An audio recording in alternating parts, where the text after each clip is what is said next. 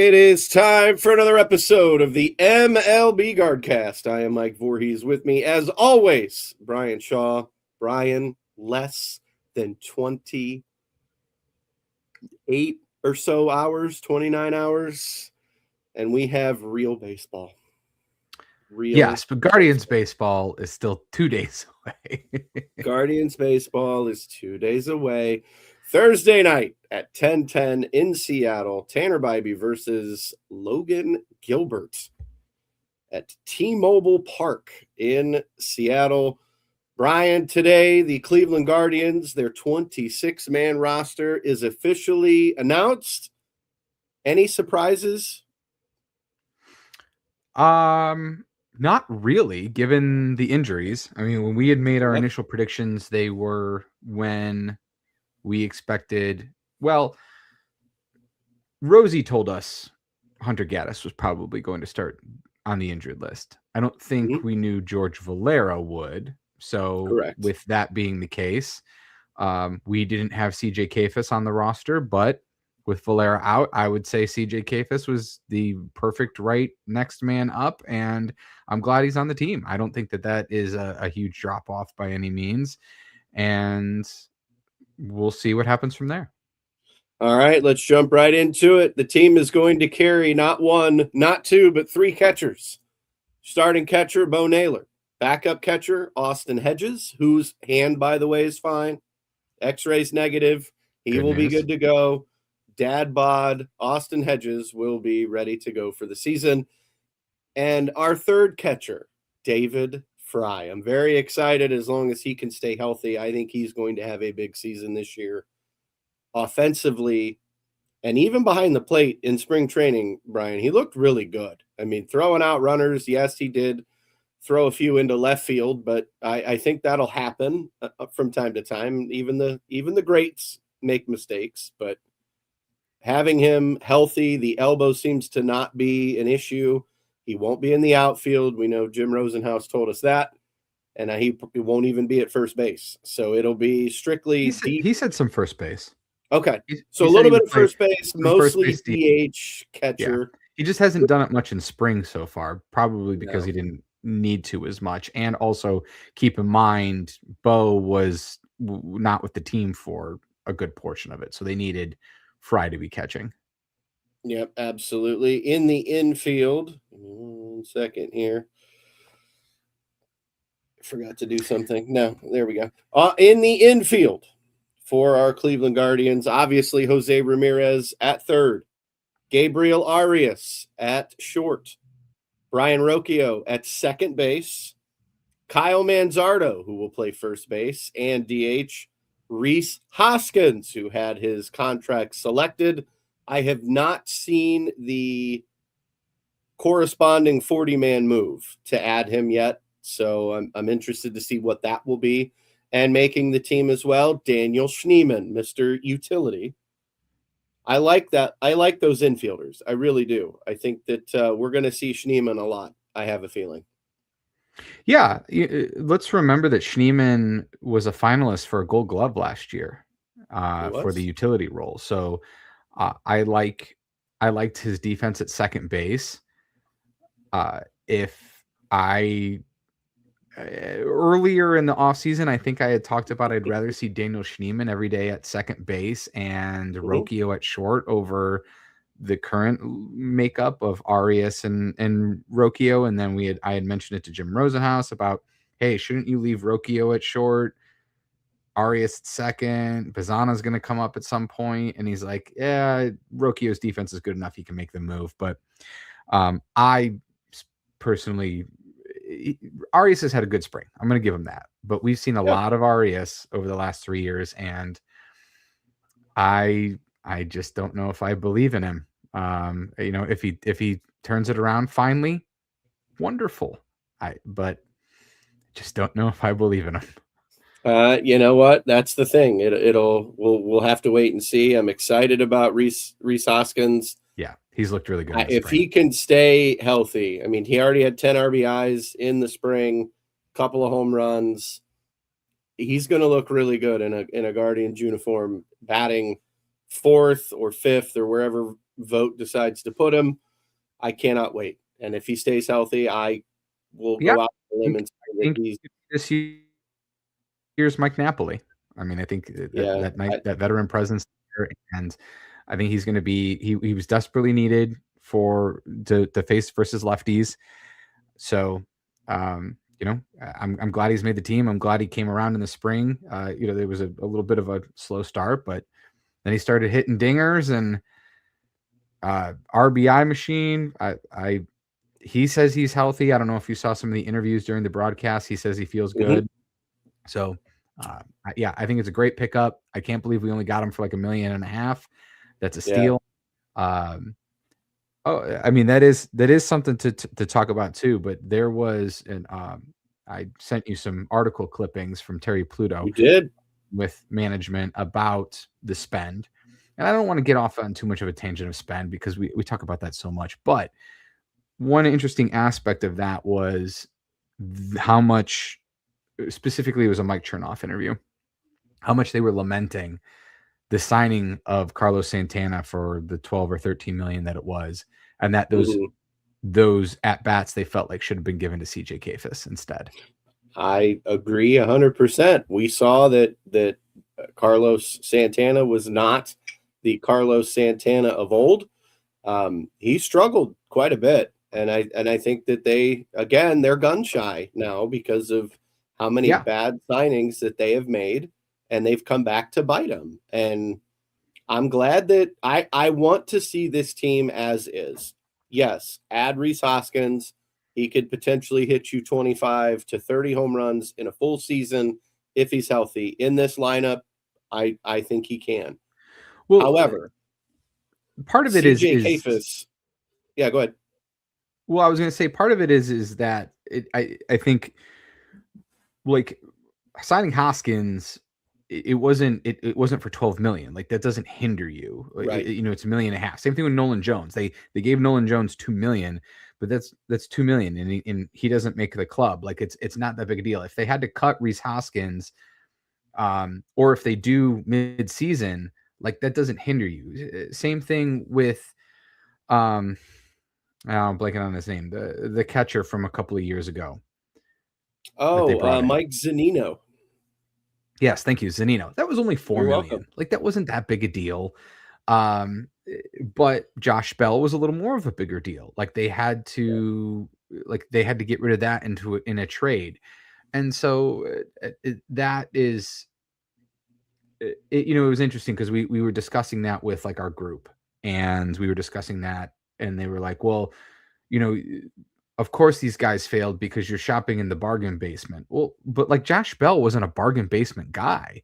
Like that was some big money that you were investing in him. He just completely fizzled. And same thing with Santana. Santana had a good year the year before. I just don't think they anticipated the drop off. Now, that was the going rate for first baseman at the time. But what's interesting about that is I'm sure that you could find clips of us calling for Kayfus to be called up much, much sooner than he was. So it's interesting that in hindsight, they're lamenting that, but like, why didn't they make the move sooner then? Yeah, I don't know. I think they just didn't want to admit defeat. They didn't want to have to stick their tail between their legs and go, yeah, signing him was a bad, we're going to get some, we're going to take some off the chin here because you got rid of Josh Naylor. You bring in Carlos Santana hoping to get similar offensive output, and you got nothing close. You just didn't. So I already mentioned Kayfus making the outfield. Why don't you wrap up the rest of the outfield? Well, hold on real quick. Good evening, guys. I'll not say anything like what I said during the Friday show. I'm a little confused. I know that you were a special guest on the Lake Erie Lounge with Brian and Fatty on Friday. I was supposed to attend as well, and I was unfortunately under the weather. I will be making an appearance this Friday on the Lake Erie Lounge. So yeah, it was nice to see you there hanging out with them, Brian. I think it was a lot of fun. We had a good time. You guys were having a lot of fun when I was tuning in and getting a listen. In the outfield for our Guardians, Stephen Kwan will be in center field. Yes, I said center field. not left field, center field. In right field, Chase DeLauder. And can I just take 2 seconds and say, man, what a game he had last night. Not one, but 2 home runs. If he can play in 140 games and produce like that, I'm over the moon. I don't even know if they'll try for 140. I would say 120. I'll be okay with that too. Yeah, but even so, I think his impact is going to be huge. If you haven't yet, go onto the Guardians Twitter account or Facebook account or whatever, and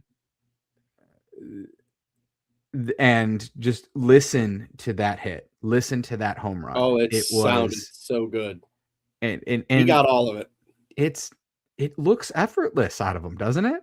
Like sometimes when these guys swing, you know, you can tell that they're swinging out of their shoes. Josh Naylor would do that. You know, you could be like, okay, he was swinging for the fences, and he'd almost fall over if he missed and things like that. But DeLauder just looks effortless. He does, and now I can kind of see. I got to see him hit his first home run in Double-A when he was with Akron, and there's something special about him. And I got a chance to interview him on the field at Akron Rubber Ducks Media Day. Very, very respected, humble kid, and I'm excited if he can stay healthy. What he can do for this team, the ceiling is so incredibly high for him. Yeah, he really lengthens the lineup. I feel like he had the best spring of any Guardian right now, and that is Angel Martinez. I think he will be in left field. I think he will be starting in left game 1 against Seattle. And then CJ Kayfus will be the 4th outfielder. He makes the team, obviously, with George Valera being injured. They said Valera's close. I imagine in a week or so, we're going to be having another conversation as to who goes down and what happens, because Valera is going to make the team. And if Kayfus is off to a great start, do you send him down? I don't know. That's the thing is who do you send down in that situation? Like, does Kayfus already know that he's the guy? Because how much, let's say it's 2 weeks. How much can you take off of the 2 weeks of March and early April, especially when 2 of those series are against, you know, Seattle and the Dodgers? Right. Like that's it. I mean, it's not a great sample size for baseball. So that's a tough spot for them. It's a really tough spot. And we know that there's several Guardians who are going to take some time to get warm. So March is a couple days. April, probably. I would think May is going to be a good sign as to where we are looking, where we're trending. Well, if spring training is any sign, these guys are warm and ready. I mean, the last couple of days, even today, what, another 6 runs against Arizona? Brian Rocchio with a 2-run home run. I saw that. And then I was on the air on another sports talk show, so I didn't get to see the rest of the game, but I saw that we won yet again. So kudos to the Guardians. Love that you finished spring with back-to-back wins. We'll take it. I think Schneemann and Kayfus are probably going to be the 2 that they look at. I really do. Because the only thing I think for Kayfus is sending him down to AAA so he plays every day. Sure. Schneemann, I say probably not, just because of his versatility. He can play outfield. He can play third base. He can play center field. He can play second base. Like, he's all over. You know, they talked about Arias being able to play all over as well, but we didn't see that as much in the spring. And you know, maybe he'll play some right field here and there, but you know, we'll see. All right. It won't be Rhys Hoskins. All right. Our starting pitchers. Obviously, Tanner Bybee gets the nod in game 1. He is the ace, the quote unquote ace of the staff. 1A, 1B would be Gavin Williams. Big Rig will start game number 2. Slade Ciccone gets the start in game number 3. Joey Cantillo makes the roster as our 4th starter. And rounding out the starting pitching, beating out Logan Allen, Parker Messick will be our 5th starter. Parker started today, looked really good. I'm excited. I think we have 5 very quality starters. I think Bybee and Williams are going to have very good seasons. Do not sleep on Slade Ciccone. We know that what Joey Cantillo can do in the postseason. He pitched his tail off and looked really good. And Parker Messick didn't make the team just because. He beat out Logan Allen. He has pitched well. He's been a prospect of ours for a while. I'm excited. Brian, any surprises there for you? So I had been pegging Messick to be the 5th starter for a while. Like, we have texts on that. I don't dislike Logan Allen, but it was really weird that I thought, like, all the reporters were saying that this was going to be Logan Allen. I think Logan Allen will be up, clearly. Like, they're going to need more than 5 starters this season. They always do. But I think probably the World Baseball Classic probably hurt Logan Allen a little bit. He wasn't in camp. That didn't have like the normal ramp up that you would. So I think it makes sense to send him to AAA and iron that out. And he's the next man up when it comes to the rotation. So if anybody gets a blister or, a little bit of fatigue here and there, then he's going to be the next guy up. And I'd say their concern, if there is for the season, is after that, you don't have a lot of starting depth. It does get a little thin after that. Like, if 2 guys go down, who's the 7th starter? Are you tapping like Colby Allard to make a spot start for you? Kobe Allard would be a guy. He did not make the team, so he will be at AAA. Pedro Avila will be joining him in AAA. We know that Avila can give you 2 to 3 innings. Kobe Allard was about the same, Kobe Allard was about the same, about 3-4 innings. Made a few spot starts where I think he went 5 at the most.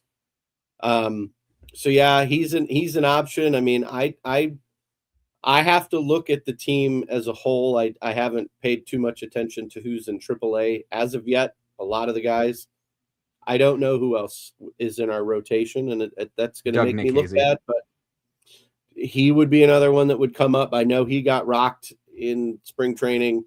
Logan Allen in his last start got absolutely shelled.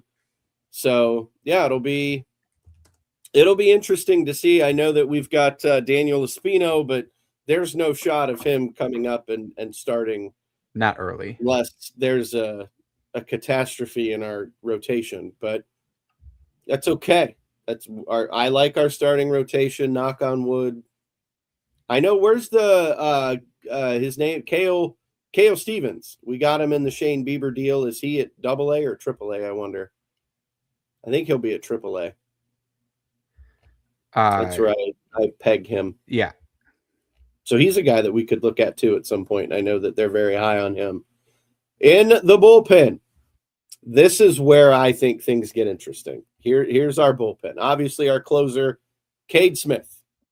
I have him pegged as the reliever of the year. I think he is going to show why he is a dominant pitcher. Last year, he was worried about who coming back and what was going on and kind of being thrust into the closing role. Now he knows he's the guy. He's not worried, not looking over his shoulder. He knows that the 9th inning belongs to him. Now, flanking him in the bullpen, here's where it gets fun. MLB journeyman Sean Armstrong, former Cleveland Indian, was with the Baltimore Orioles, was with the Tampa Bay Rays. I think he's been with a couple of ball clubs. He pitched very well in the spring. He pitched very well last year. Eric Sabrowski, the left-hander, obviously he had a great season last year. Tim Herron is back as well, so 2 lefties in the bullpen. Bryan Shaw's favorite reliever, Matt Festa, will be joining us as well. Connor Brockton, ironically, hang on. Yeah. One note on Festa. All right, one note on Festa. So I had a soft spot for Bryan Shaw. Clearly. Right, you did. He kind of, we know that, was not well liked amongst the fan base as much as I appreciated him. Okay. Matt Festa is the current team's Bryan Shaw. Okay. He's overused. As he has a decent season. Oh my gosh, is he overused? He's overused. Most people are annoyed by him, but there's a place for that guy that comes in and can eat up some innings. I mean, Every manager has that innings eater guy that they always can call on him and get him out there. And Matt Festa is our guy. Connor Brogdon brought over, signed in the offseason, pitched for the Angels last year. Brian, what are your thoughts on Connor Brogdon? I don't know a lot about him, but in the spring he looked pretty good. Yeah, he looked all right. I mean, I know that there was talk about like working on some of his mechanics, and that's the thing with a lot of these guys is that we create gems all the time. We talked about this with Rosie. They add pitches, they work on like tunneling pitches, what pitches work off of other pitches. He is one of those guys that the Guardians have a type, and that type is guys with extension. He is 6'6", so super tall, and he has a 92 percentile in extension. When you look at all these guys that they bring in, like at the AAA level, or quote off the scrap heap for like $1 million, $1.5 million, they always have this good extension, and he's another one of those guys. I would not be surprised at all if he is someone that, like, yes, you don't necessarily know his name right now, but he turns into a gem for you. Similar to a Pedro Avila, the Colby Allards, like just these guys that they bring in that were journeymen and not that good. And then all of a sudden we sprinkle our little fairy dust on them and they turn into, under 3 ERA relievers. Yeah. They turn into Phil Maton. No one really knew who he was. Actually, did he do better after he left? I never liked Phil think Maton. He did. He did better after he left Cleveland. But so joining Connor Brogdon, Colin Holderman, the former Pittsburgh Pirate, joined the Guardians in the offseason on a minor league deal, had a great spring. He will join the club in Hunter Gaddis's absence. Hunter will start the season on the injured list. And then the final man in our bullpen, who I think everybody needs to learn his name right now, and that is Peyton Pallette. Rule 5 pick that we got from the Chicago White Sox. We talked about him with Jim Rosenhaus not once but twice. He said that to watch out for him. He's had a dynamite spring, has looked really good. Obviously, the Guardians liked what they saw because they added him to the roster. They didn't have to send him back to Chicago. So what do we know about him? What do we know about him, Brian? Is he somebody that could be that potential Matt Festa type where we can call on him and he can be of good use to us? Yeah, he was a guy, Rosie had mentioned him, that they really, really like his stuff. He's not someone that we've gotten like a ton of look at in the past because that's the way the Rule 5 is. He was in the minors, so he hasn't made his major league debut yet. He was on the minors. He wasn't on their 40-man. We were able to pluck him. But yeah, if you got an opportunity, I clipped it as well, just that little clip, because when we were talking about the bullpen, we had said, okay, there's 2 open spots or 1 open spot. Who's it going to go to? Is it going to go to Holderman or Pallette? And Rosie said it's going to Pallette. Now, again, at the time, we were assuming that Hunter Gaddis was not going to be injured. Right. And so then I think what happens here is this is an easy move when Hunter Gaddis comes back, because he's already throwing bullpens, is Holderman probably will go down. So there's a chance, like, does he even get used at any point? Maybe in a blowout situation or something like that.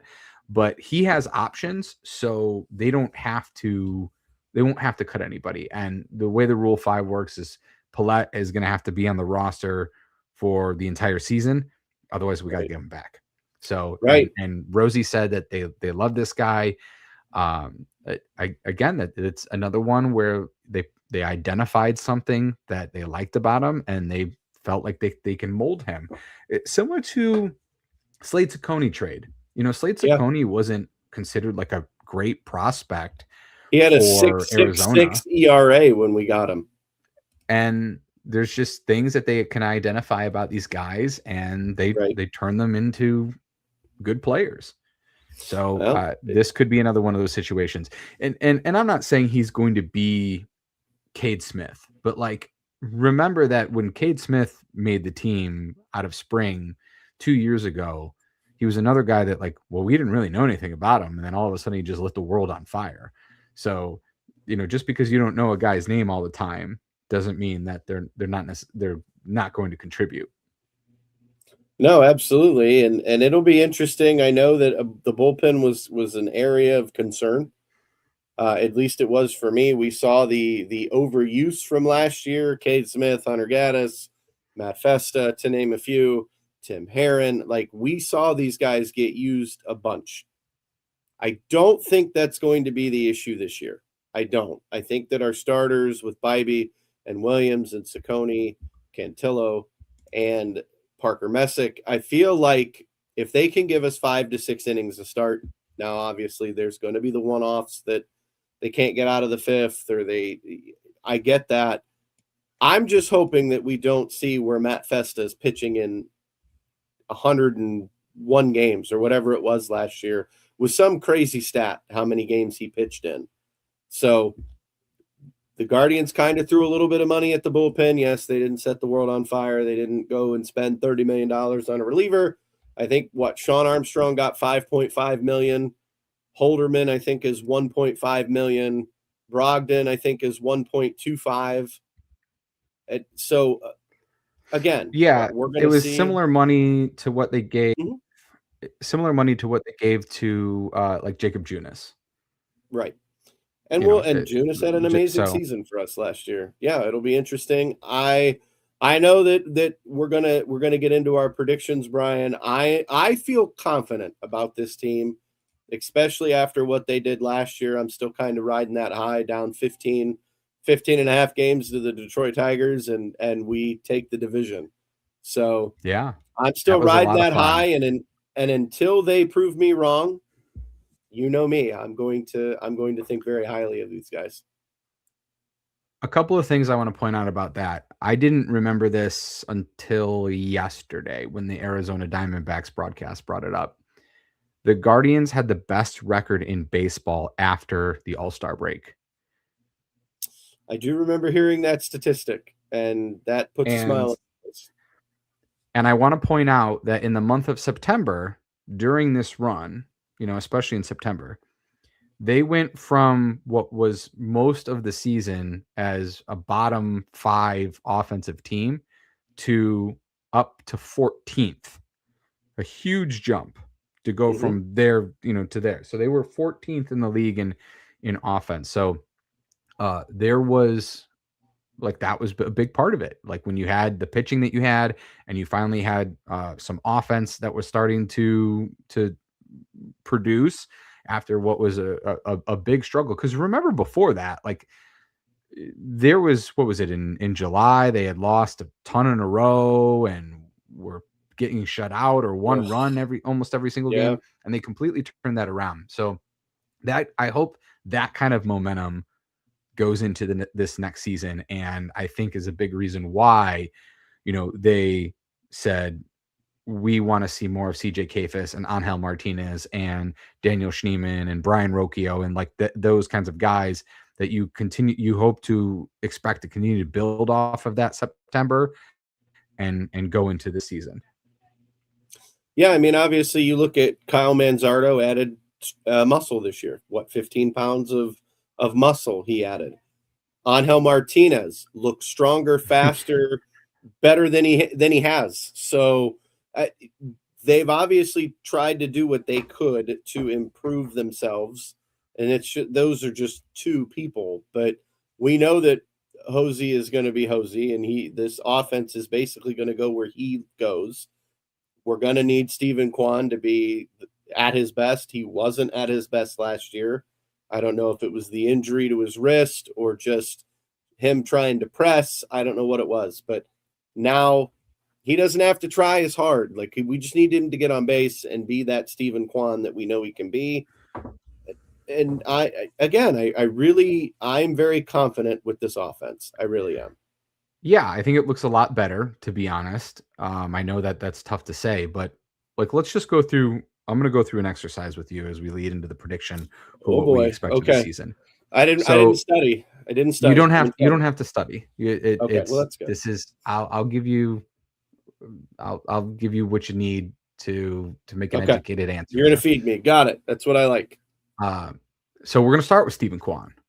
Okay. Over or under a 705 OPS, or I think it was a 99 WRC plus. Over or under that mark? Over. Yeah, I mean, that was one of his worst seasons. I don't see how he doesn't improve on that. I think that's an easy over for me. Yeah. Now I think these will get a little bit tougher, but let's go with Bo Naylor, over or under a 660 OPS. I think he's going to go over, but not by much. I think that we're going to see Bo Naylor improve offensively. I think that we saw what he can do in the World Baseball Classic. I think that he showed himself last year with the Guardians towards the end of the season. He started to kind of come around without his brother being here now for a full season.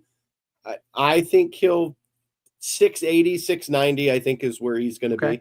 Well, that'll be closer to league average, which would be nice. I mean, that would bump him to probably like a 95 WRC plus, which would be solid. An improvement of last year. I'm going to go a different route. I'm not going to go OPS on this one. Gabriel Arias, over or under a 34% strikeout rate? Over. He's the guy that he swings at stuff that he shouldn't swing at. And he swings at pitches that are in the other batter's box. He tries way too hard at times, and I think that he presses because he knows that he's talented, and he's one of those people that tries too hard.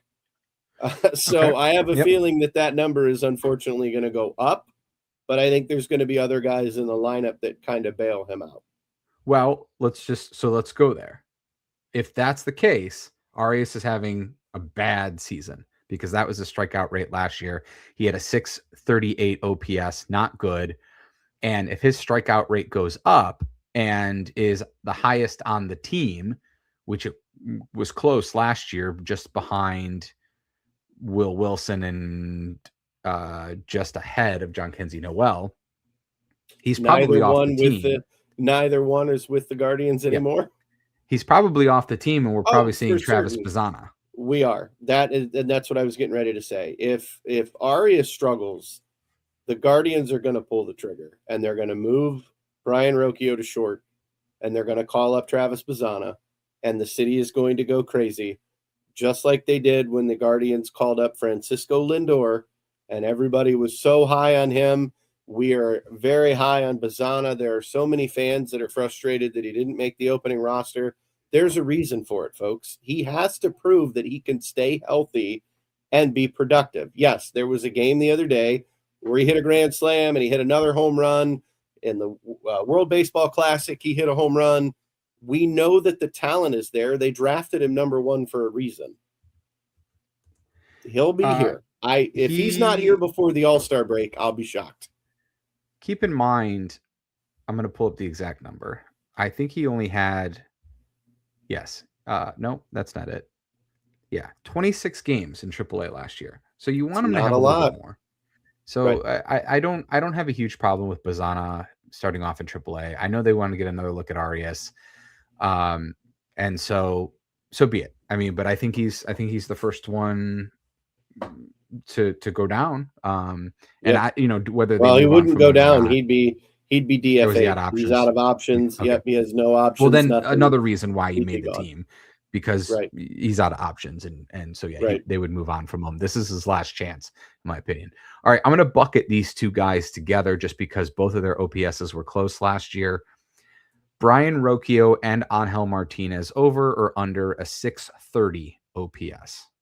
Over. Angel Martinez had a phenomenal spring, and I think that we are going to see some very cool things from him this year.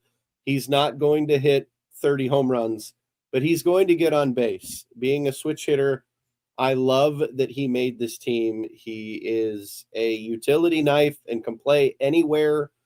And playoff Rocchio is a thing.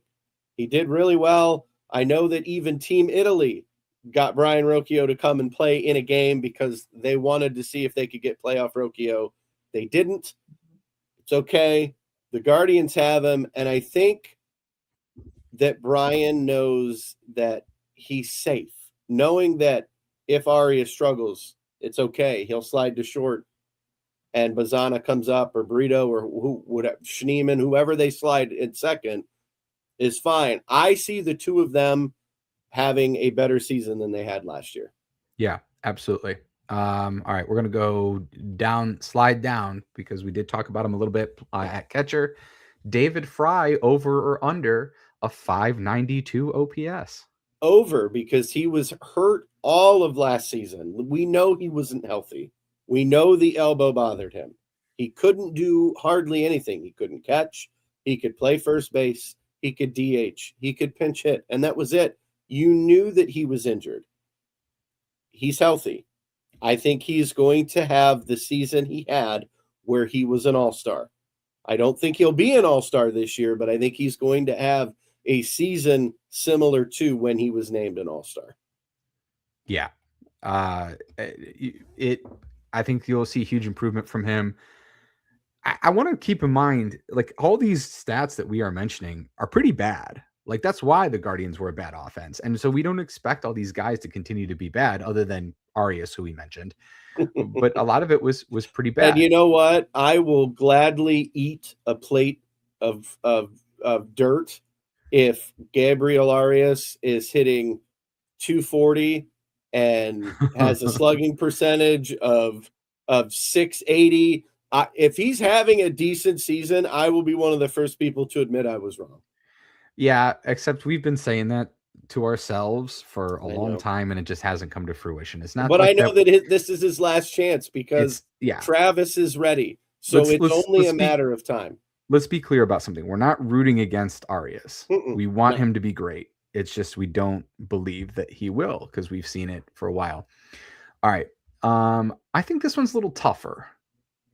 Kyle Manzardo, over or under a 770 OPS? He added 15 pounds of muscle. He's looked okay this spring.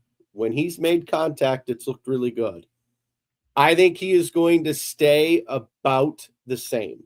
Okay, that's fair. I think he is going to stay the same. Having Rhys Hoskins, having CJ Kafis, having those guys around, I don't necessarily think he's going to get as many at-bats as people think, unless he shows that he can produce like he did last year when he hit 25 home runs.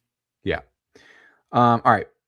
I'm taking now. So those are all the guys that are basically coming back, right? Mm-hmm. Okay. Now I'm going to take two players that we had last year's stats and replace them with new guys. Okay. So Rhys Hoskins, over or under an 87 WRC plus.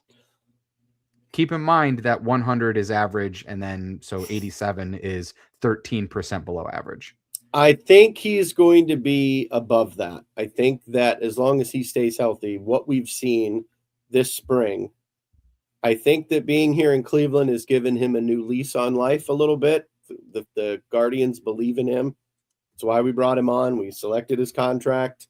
He's going to be playing with Jose Ramirez and Steven Kwan. And I think he's going to learn a thing or two about a thing or two. And if he could stay healthy, I see Rhys Hoskins having a very good season here.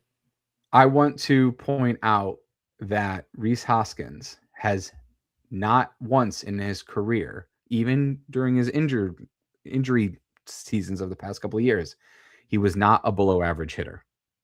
Yeah. So for him to be that means he's either injured again or he's just now fallen off. But I would say that we are going to see improvement in that spot. All right, here's the big one. And I'm debating where I want to go with this.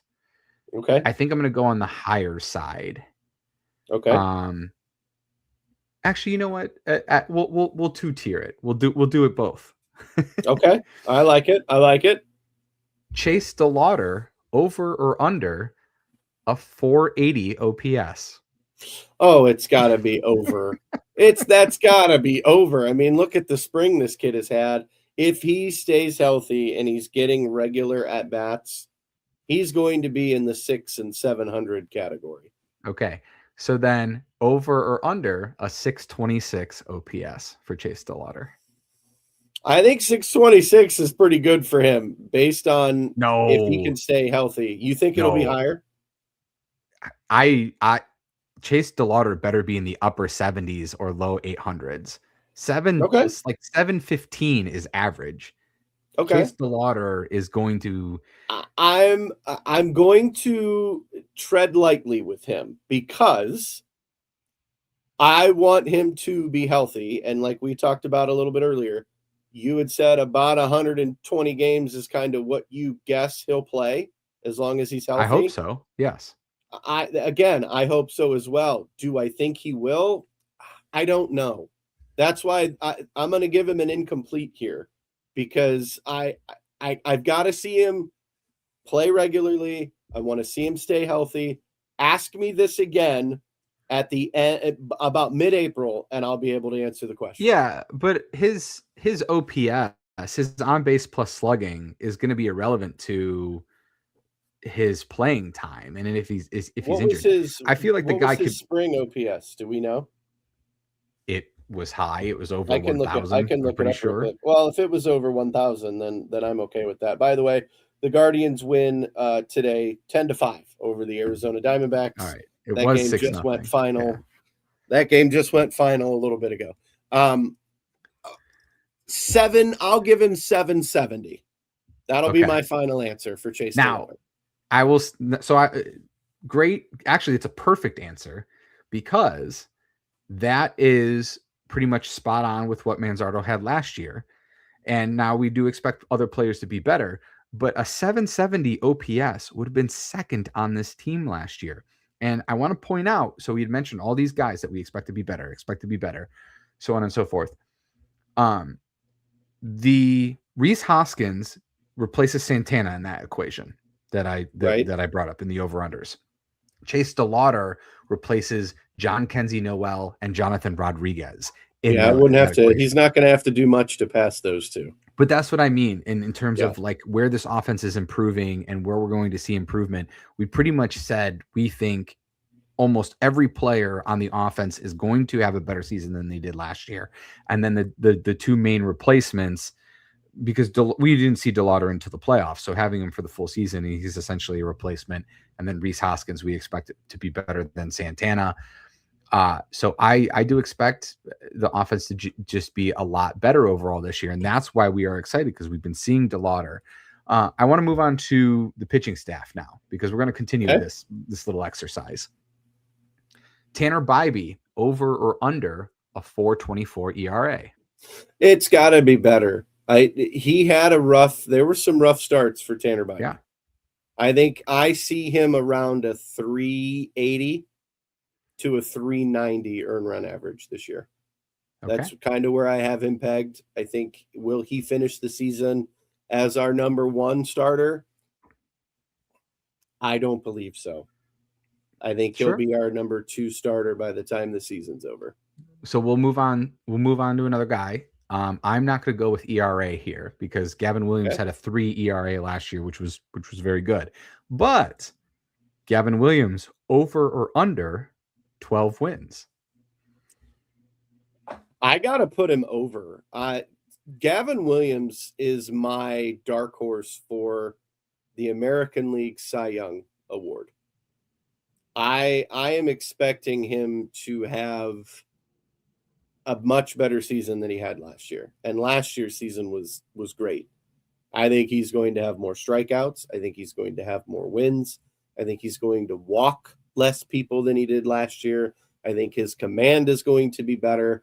Again, I see him being a finalist for the American League Cy Young Award. I like that.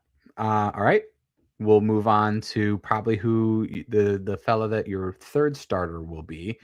Slade Ciccone, over or under 4.3 ERA? I'm hoping it's going to be lower, but I think he's going to stay about the same. I think Okay. that if he can have an average season, as long as his earn run average doesn't go above 4, I would be extremely happy.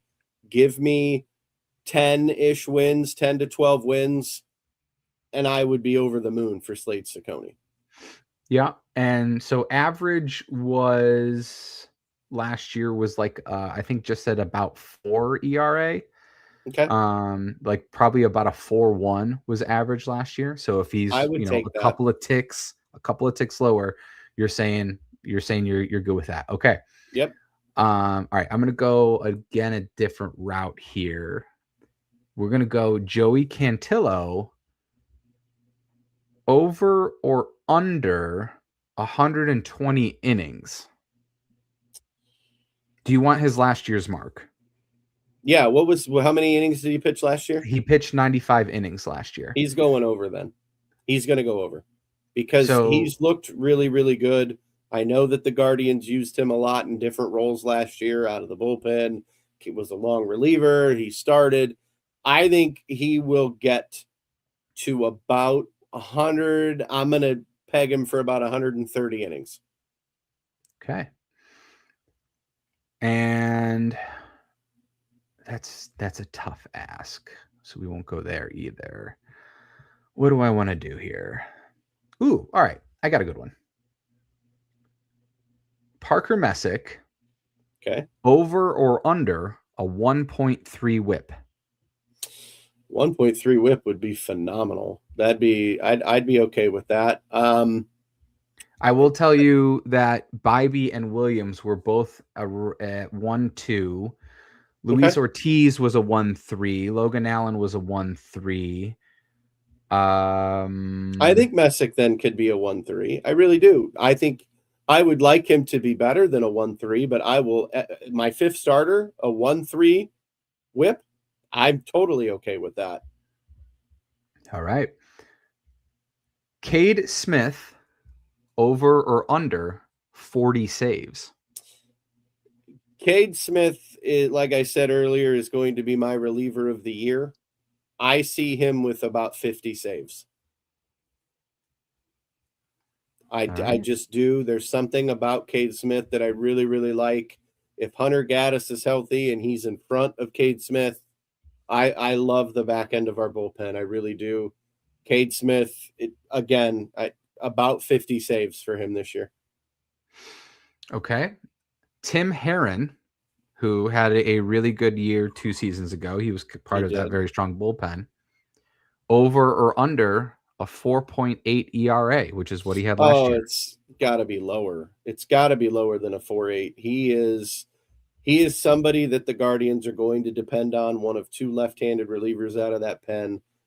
Between him and Sobrowski, they've got to be about, I would say, a 3.9 or a 4 ERA.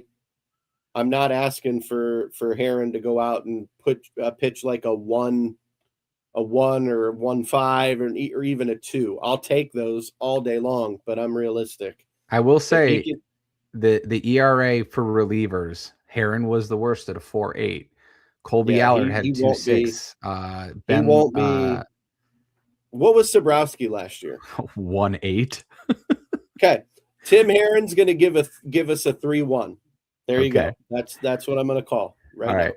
All right. I'm going to do the same thing I did with Sean Armstrong. So he's going to be a replacement for, we'll say, a key guy.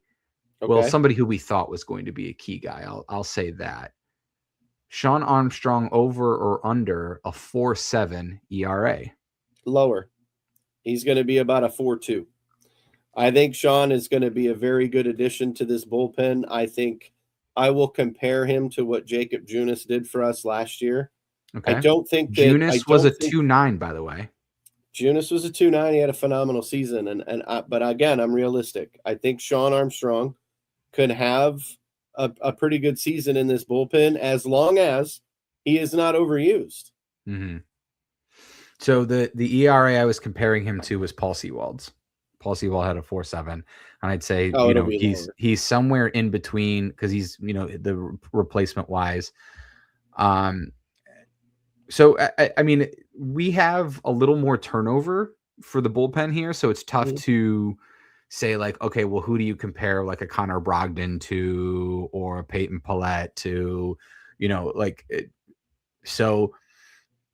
But overall, I mean, in Sabrowski did have he did miss a lot of the season. He only had 33 games last year. So, are you going to see a little bit more of him? I don't expect him to have a 1.8 ERA like he did last year. So there is going to be some up and down, some volatility there. But more or less, we had talked about the starting rotation being better overall. Actually, we're going to do this as a whole. I want to talk about one other aspect, and then you'll have to give me a second on one other part. Do you expect the outfield as an entirety to be the second worst offensive outfield in Major League Baseball? No, I don't. I think that Kwan is going to have a better season. I think that DeLauder, if he's healthy, is going to have a better season. Valera, Martinez. It can't be as bad as last year. I'm going to try to stay positive. They have to be better than last year. And then to piggyback off of that, the Guardians starting pitching. Wow, it was really that good? Starting pitching wasn't terrible last year. Oh, hang on. It didn't take. The entirety of the team was fourth. Okay. So, team starting pitching, which ended up as 10th, over or under for 3.8 ERA as a team. Same. Starting pitching. I would be ecstatic if we finished as the 10th best starting pitching in the league. I would be. So it's interesting you say that, because you talked about you expect Bybee to have a better season. You expect Gavin to have a really good season. We expect Slade Ciccone to have a similar season. I would expect Messick to be better than Luis Ortiz. Joey Cantillo to be similar to Joey Cantillo. So where do you see that they're going to be similar to last year then? If that's the case, if we expect all these guys to improve a little bit more. So I'm good with them being 10th overall. I would hope that the stats are better than what they were last year. Mm-hmm. I think that there's going to be some really good pitching throughout baseball this year. I think that some teams are going to have very good rotations. If the Cleveland Guardians at the end of the season can have a team earn run average under 4, I am over the moon, because to me that's a success. All right. Giving up especially less with the improved offense. Right. If you can give up 4 runs a game, I'm all for it. So, all that being said, what is your prediction for the season? I see the Cleveland Guardians. You don't have to give. Just give me regular season. I see them finishing second in the division. I think the Detroit Tigers will be the division champions, and I hate to say it, but they're going to be a very good team. Cleveland Guardians, 88 wins, second place. So the exact same win total as last year. I have them at 88 wins. I know that Vegas had them at 76, and I think Vegas is smoking crack. So I think that I have faith in this Guardians team. I really think 88 wins would be, especially seeing how bad things were last year offensively. Give me 88 wins and a great offense. I don't think we lose to Detroit by much. I think Detroit has about 92 wins, 93 is kind of where I have them pegged at. So if we finish 5 games back, it's better than 15. So you didn't say this though, and granted, there's other factors here. 87 wins was enough for a wild card last year. Is 88 wins enough for a wild card this year? I believe so. I think that in the East, I think it's going to be a two pony race between Boston and New York and Toronto. Well, three. I forgot Toronto. Boston, New York, and Toronto's Toronto. gonna be good. I think Baltimore could be a dark horse, having Pete Alonso and that team could look really good. Tampa Bay, probably not. They're still rebuilding.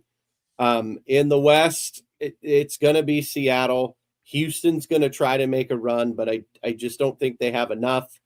The A's could be a team to watch out for. I'd say they should be could. happy with 500. I think the Like, make A's that could leap. be in. I'm going to go a little further, and I'm going to say Okay. that the A's are going to be in contention for a wild card spot.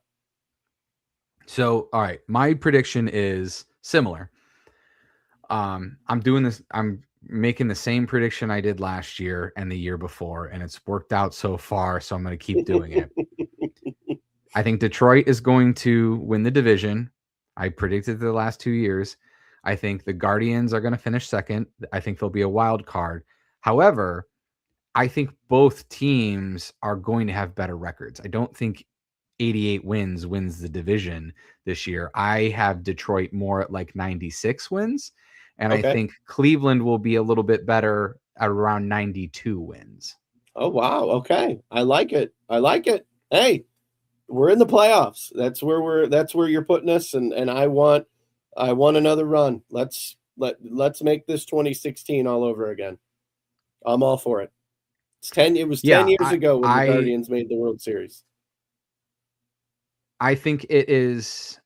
I think there's a lot of pieces that could come together. I just love what I'm seeing out of DeLauder right now. I think that when you look at the lineup, it's really bizarre to say this. I understand the way that this team was last year. But when you look at the lineup, when you add Travis Bazzana to it and what his potential is, you're actually looking at that and you're like, oh, wow, they're like 7 deep now of guys that you would really trust. And then add to the potential development of Angel Martinez, and if George Valera can come back and show you a lot of what he showed you last year, because we didn't really talk about George Valera. And I want to point out that in his short time with the team, he had a 750 OPS at the end of last year. So he's another guy that you expect to be a power guy. And before he did hurt his calf or his hamstring or whatever it was, he was having a really good spring as well. So hopefully he can take that momentum that he had last year into this year. But again, he's another guy that you're saying, okay, you say, he had a 750 OPS last year. If that 750 OPS last year replaces Jonathan Rodriguez's 620, like, this offense is that much better. And that's why we're making these comparisons. You're taking these guys that were fairly useless for you, and you're replacing them with young players that have a lot of potential. And I know we've talked a lot about potential with this team for a long time, but I do think DeLauder and Valera and Kefis and Bazzana are a different breed. I think that this isn't your Gabriel Arias. This isn't your Bobby Bradley's. This isn't your Oscar Mercados. This isn't, like all those slew of guys that we've just kind of churned through. Like, this isn't your John Kenzie Noels, like, that were flashes in the pan. And you can even throw SpongeBob in there. Right. Oscar Gonzalez as well. Yep. These guys, the Guardians drafted Bazzana number 1 because he's that good. Chase DeLauder is going to be good. If he can stay healthy, he's going to be very good. Same with Valera. These guys know that they're no longer looking over their shoulder. They're not worried that the team's going to go out and sign a veteran to take their playing time. They know that it's on them. And I'm sure that they're itching and raring to go, and they know that these games are going to start counting after tomorrow. Thursday night, 10-10 in Seattle. I think that Seattle series is going to be great. I do. I think the series against the Dodgers is going to be great. This team has looked really good in the spring, and if they can carry it from spring into the first half of the season, and you can rattle off a couple of wins and get your confidence going and the pitching's doing well, again, the sky is the limit for this team. I will say, I mean, they drew a tough straw to start the season. I made a prediction on social media, and this was just kind of like a trends prediction. It's more of a joke, like it's not super realistic, but it kind of is because it's the same thing that happens every year. I said they're going to start 2-5 because they're playing Seattle and the Dodgers, and the Seattle series is a 4-game series, and then the Dodgers game is a 3-game series. So it's like it's very feasible that they start off 2-5 and actually not be bad. Like I'm gonna go 4-3. that'd be great, but that wasn't really the point of what I No, was. I know. I get they're gonna have a tough start.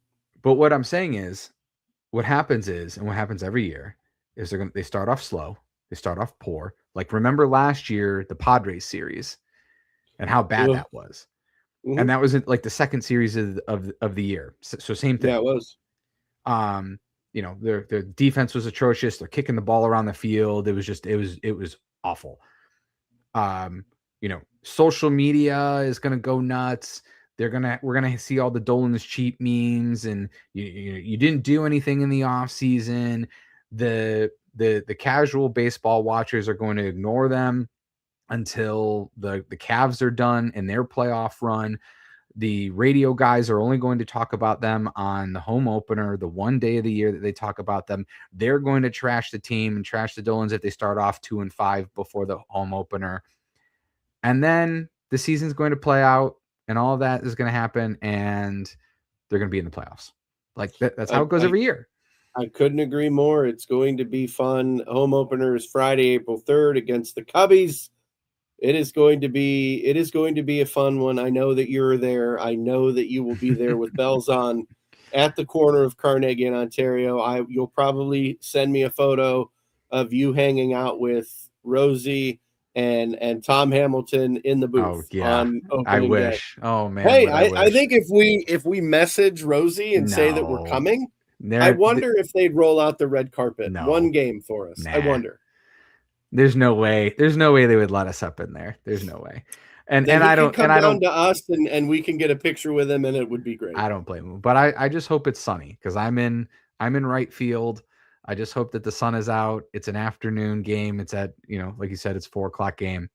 I'm excited. I'm excited for the season. I'm excited to see this development of these young hitters, and I think it will be a lot of fun. When I talked with the guys on Friday, I said, they may start slow. But it is rare. It's the only season I can remember where in like the last 10 years that we were like just completely over it by August was in 2023 when they were just falling off and in Tito's last season. But almost all the time, whether they make the playoffs or not, because remember in, 2019, there was still a very good team then. 2019, I think they won like 95 games and missed the playoffs or 94 games and missed the playoffs. That can happen because the Twins were really, really good that year. But it's very rare that like by August and September that they're not competing and they're trying and they're going for it. So I don't anticipate that to be the case this year. Barring injury, injury can throw that all off. If for some reason everybody staying healthy. If for some reason like Jose ends up with a 2-month IL run because of a wrist injury or something, like that's gonna probably put a huge damper on the season. If you lose a starter for an extended period of time, that's probably going to be it's going to be a tough season. Those things we can't predict. Nope. Like I had some people talk about like Paul Sewald and how bad he was. I was like, well, I can't predict the dude to have a shoulder injury that keeps him out for half the season. Like you don't. It's hard to say that somebody's going to fall off or or get injured. And why would you predict injury? Like, nobody wants to predict anybody getting injured. No, nobody predicts injuries. So, and like, yeah, it's a thing. Yeah, I'm not doing that. I'm not putting any negative juju on any of our guys. I'm sorry, I'm not doing it. Chase DeLauder I'm not playing doing 120 games. Well, Brian, as we start to wrap things up here, where can they find you and us? I'm at WSW on Twitter, on X. We are MLB Guardcast. We are on Facebook. We are on Spotify. We are on Apple Podcasts. We are on YouTube. We're part of the Network 216. Come watch us. Come listen. Mike, how about yourself? Find me on Facebook and Twitter at Mike Vorhies. Thank you again to the boys at Network 216. Join me Friday as I make a guest appearance on the Lake Erie Lounge with Brian and Fatty. I'm looking forward to it. Hopefully I can live up to the expectation that my co-host Bryan Shaw has set. He has made the standard. I hope I can live up to it. But again, thankful for the boys at Network 216. We've got a phenomenal group, and I am looking forward. The sky is the limit. Go Guards. Let's do this. All right. Talk to you in a couple of weeks.